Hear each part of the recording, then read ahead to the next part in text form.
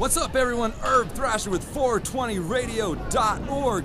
Day 2 of the Boston Freedom Rally. Standing here with Lilith of SorrowSeed. You guys just rocked the Hitman Glass main stage. Yeah. What an amazing set. Talk about that for a second. Thank you so much. It was a lot of fun. We've been waiting to play the rally for a couple years, and it was a blast. We had Vermin Supreme jump up on stage with us.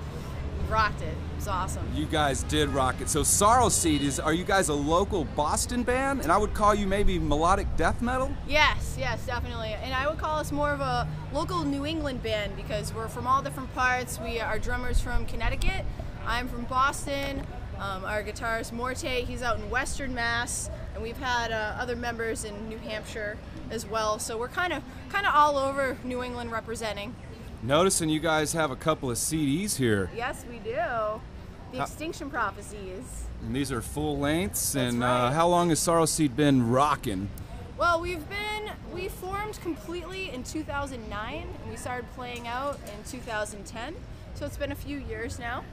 We've done 2 tours of the Northeast region of the U.S. So I think the furthest down we went down to Philly, we went to Delaware, a whole bunch of other places in between, rural Pennsylvania, New York, New Hampshire, Maine, Connecticut, of course Rhode Island. We love Providence. Providence, we love you guys. Representing Providence. Yeah, you're probably one of our favorite cities ever to play. And also Manchester, New Hampshire, we love you guys because you rock the hell out.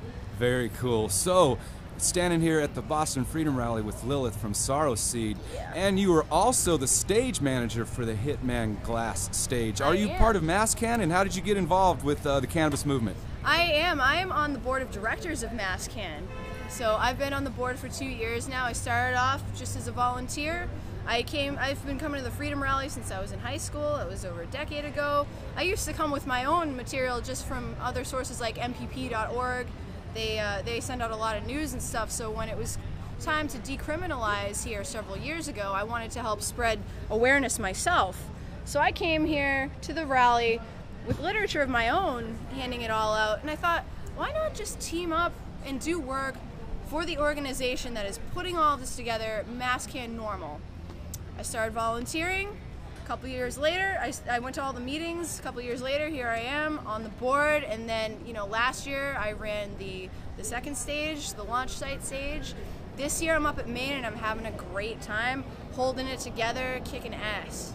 Yeah, it's funny how the activism world takes us to a whole community.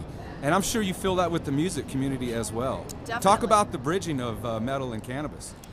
Well, right here's a great example because the metal community is a bit smaller of a demographic than everything else, but it's kind of like everyone. It's like sort of like a melting pot when you come to the Freedom Rally. There's over 60,000 people in attendance sometimes, anywhere from 40,000 to 60,000 over the weekend. And you'll see the metalheads. You'll see people walking by, with their shirts on, and it's a great feeling to see everybody coming out all together to one place because you can kind of connect with people that you might not have otherwise. That's right. And I definitely saw some new fans rocking out on stage earlier, and I was really thrilled to see them come out of the woodwork and come join us. Yeah, as I was filming you guys, I kind of got caught in the middle of those 3 really? rock stars who were taking the slam those guys pit. were like running around and like had this long, awesome hair, and that's what I like to see. Even if it's just a few guys out there, a few girls, like. Just feeling the love. That's right. Mm-hmm. As you mentioned on stage set, talking with Lilith from SorrowSeed. One question: where's Tree? That is a great question. I don't know where Tree is this year. I know that Mr. Tree himself is speaking on stage today, but that's a great question because I think this is one of the only years that he hasn't been on the bill. You mentioned that you're the only metal act this year. Yeah. How does that feel? It feels great. I mean, I kind of had to fight tooth and nail to get us on, because sometimes people are like, oh, we don't like this music because it's too loud, it's too this, it's too that. But everybody complains about something at the rally. People complain about all the violent hip-hop lyrics, all the rap lyrics. People say, oh, I don't like funk, or I don't like this, or I don't like that. I think that every genre of music should be represented at an event like this because it represents every demographic of person.